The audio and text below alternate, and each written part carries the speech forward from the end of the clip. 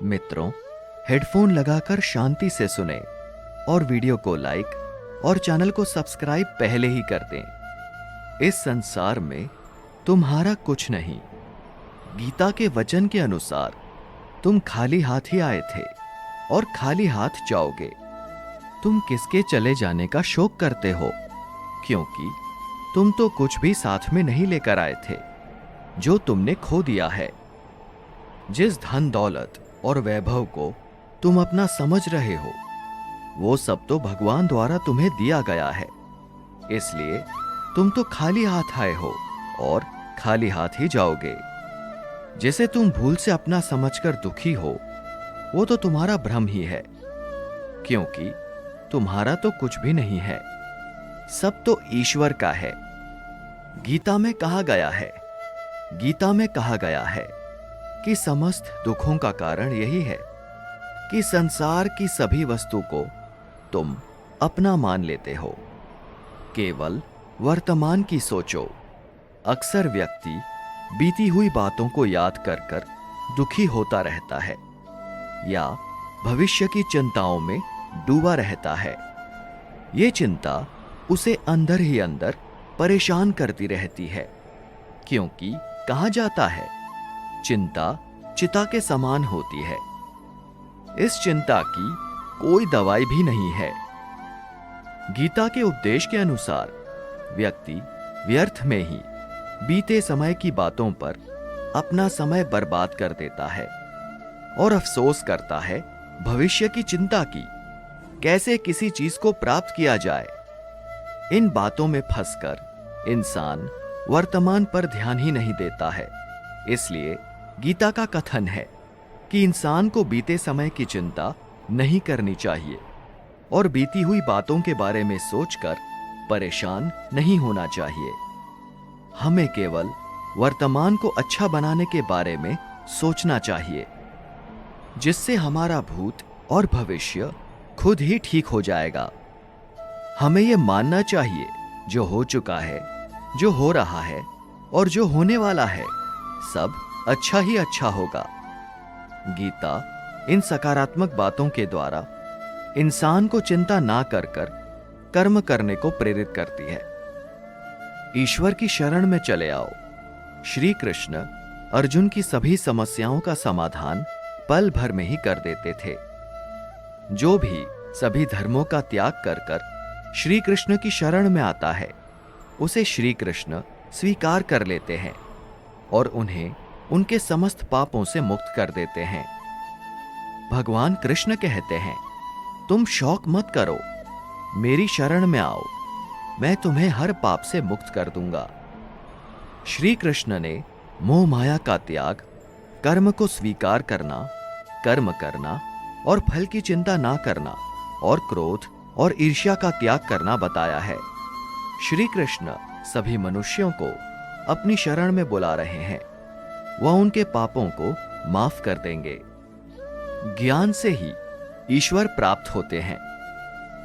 श्री कृष्ण ने परमपिता परमेश्वर को प्राप्त करने के लिए कहा है। जो इंसान ईश्वर के प्रति अटूट श्रद्धा रखते हैं, अपनी इंद्रियों पर काबू रखते हैं और मेहनत करने वाले होते हैं, वो जल्द ही ज्ञान प्राप्त कर लेते हैं। फिर ज्ञान प्राप्त हो जाने पर उन्हें जल्द ही परम शक्ति की प्राप्ति होती है। उस इंसान का मन अपने कार्यों से भटकता नहीं है। इस प्रकार वो ईश्वर को प्राप्त कर लेता है। हमेशा अच्छे कर्म करो। श्री कृष्ण कहते हैं कि श्रेष्ठ इंसान जैसा व्यवहार करते हैं, यानी वो जो कार्य करते हैं, दूसरे व्यक्ति भी वैसा ही व्यवहार यानी कार्य करते हैं। उत्तम व्यक्ति जो उदाहरण प्रस्तुत करते हैं, समस्त मनुष्य उसी का पालन करने लगते हैं। इसलिए उत्तम व्यक्ति को हमेशा अच्छे कर्म करने चाहिए। कर्मयोगी बनने की सीख। भगवान श्री कृष्ण कर्म की महानता के बारे में बताते हैं। कर्म करो, लेकिन फल की चिंता मत करो।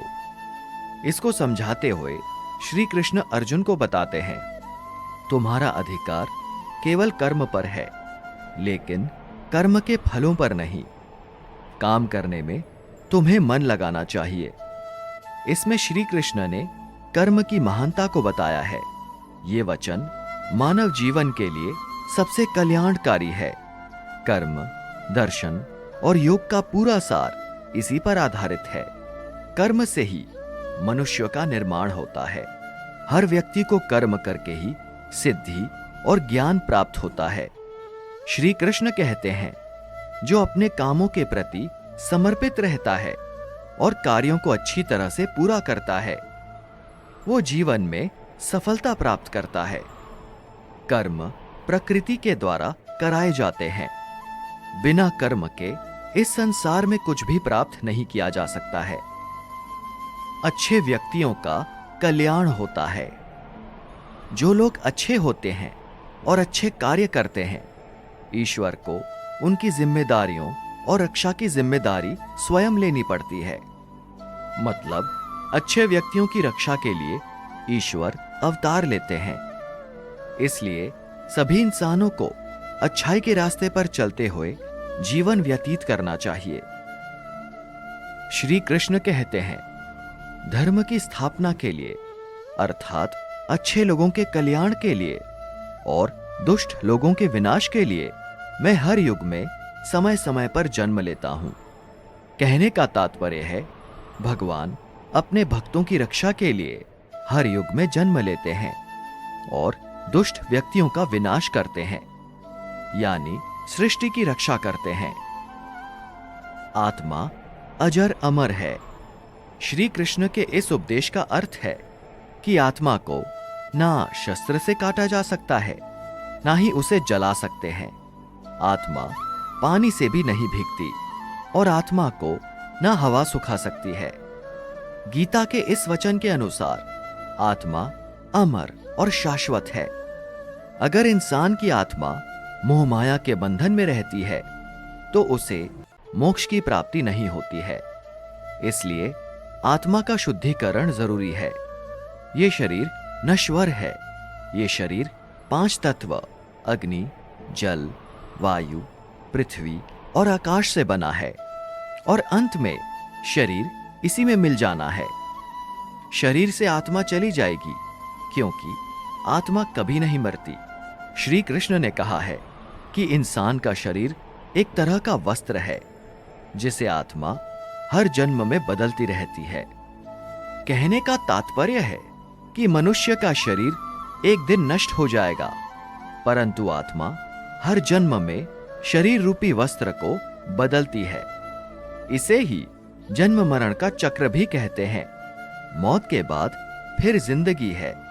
जब तक आत्मा को मोक्ष प्राप्त नहीं होता तब तक वो जन्म लेती है। मोह माया का त्याग करें। इस वचन के माध्यम से श्री कृष्ण ने इंसान को अपने मन में मोह माया के बंधन से मुक्त होने के लिए कहा है। किसी वस्तु के बारे में ज्यादा सोचने से इंसान उसकी मोह माया में डूब जाता है। इससे उसमें उस वस्तु को पाने की इच्छा पैदा होती है और कामना में समस्या आने पर क्रोध का जन्म होता है। श्री कृष्ण ने ईर्ष्या, क्रोध और स्वार्थ जैसे अवगुण से इंसान अधर्म के रास्ते पर चलने लगता है। इससे इंसान का नैतिक पतन हो जाता है। चिंता छोड़कर कर्म करो। श्री कृष्ण ने अर्जुन की समस्या का समाधान करते हुए कहा, अगर तुम युद्ध में लड़ते समय वीर गति को प्राप्त होते हो तो तुम्हें स्वर्ग मिलेगा, और यदि युद्ध में विजय होते हो तो इस धरती के सभी सुखों को पाओगे। श्री कृष्ण कहते हैं, हे अर्जुन, उठो और युद्ध करो। श्री कृष्ण ने इस वचन के द्वारा कर्म करने को प्रेरित किया है। वर्तमान कर्म पर ध्यान देंगे तभी सुख मिलेगा। आज के समय में तनाव के कारण कई तरह की बीमारियां इंसान को हो रही है। गीता में कहा गया है, क्यों व्यर्थ की चिंता करते हो, किससे डरते हो? डर को त्याग दो। जब आत्मा ना जन्म लेती है और ना ही मरती है तो डरने की कोई बात नहीं है। चिंता से आत्मा और शरीर को दुख पहुंचता है। धर्म की रक्षा के लिए अवतार। यहां अर्जुन से श्री कृष्ण कहते हैं कि जब जब धर्म की ग्लानि होती है और अधर्म बढ़ता है, तब तब मैं स्वयं श्री कृष्ण धर्म की रक्षा के लिए अवतार लेता हूं, अर्थात अपनी रचना करता हूं। पृथ्वी पर पाप बढ़ने पर ईश्वर स्वयं किसी रूप में आकर उसका अंत करते हैं और उससे अपने भक्तों की रक्षा करते हैं। संदेह इंसान के दुख का कारण। जिन व्यक्तियों में संदेह की आदत होती है या शक करते हैं, ऐसे लोगों के बारे में श्री कृष्ण ने कहा है कि संदेह की आदत व्यक्ति के दुख का कारण बनती है। शक करने की आदत ऐसी है जो अच्छे से अच्छे रिश्ते को भी बेकार कर देती है। शक करने वाले इंसान बाद में पश्चाताप करते हैं। स्वार्थी मत बनो। श्री कृष्ण ने उन व्यक्तियों के लिए बड़ी सीख दी है जो व्यक्ति दूसरों की भलाई नहीं करते और सिर्फ अपना स्वार्थ सिद्ध करने में लगे रहते हैं। उनका कभी भला नहीं होता। इंसान का स्वार्थ उसे बाकी लोगों से दूर कर कर नकारात्मकता की ओर लेकर जाता है, जिसके चलते इंसान अकेला रह जाता है। स्वार्थ शीशे पर लगी धूल की तरह है, जिसके कारण व्यक्ति अपना चेहरा ही नहीं देख पाता है। अगर आप चाहते हैं कि अपना जीवन खुशी से व्यतीत करें, तो इसके लिए आप अपने स्वार्थ को कभी अपने पास नहीं आने दें, क्योंकि स्वार्थी व्यक्ति दोस्ती भी अपना स्वार्थ निकालने के लिए करते हैं। अधिकता इंसान के लिए बड़ा खतरा। श्री कृष्ण कहते हैं, इंसान के लिए किसी भी प्रकार की अधिकता खतरनाक साबित हो सकती है। जिस प्रकार रिश्ते अच्छे हो या बुरे, खुशी हो या गम, हमें किसी भी परिस्थिति में अति नहीं करनी चाहिए और जीवन में संतुलन बनाकर रखना चाहिए। जब तक व्यक्ति अपने जीवन में संतुलन नहीं बनाकर रखेगा, वो हमेशा दुखी ही रहेगा। मनुष्य को जरूरत से ज्यादा कोई चीज नहीं करनी चाहिए। अपने काम को मन लगाकर करें।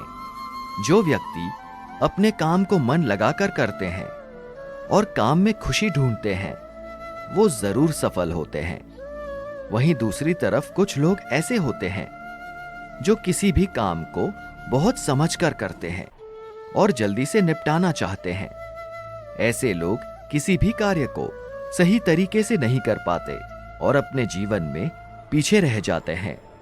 वीडियो को पूरा देखने के लिए आपका बहुत बहुत धन्यवाद।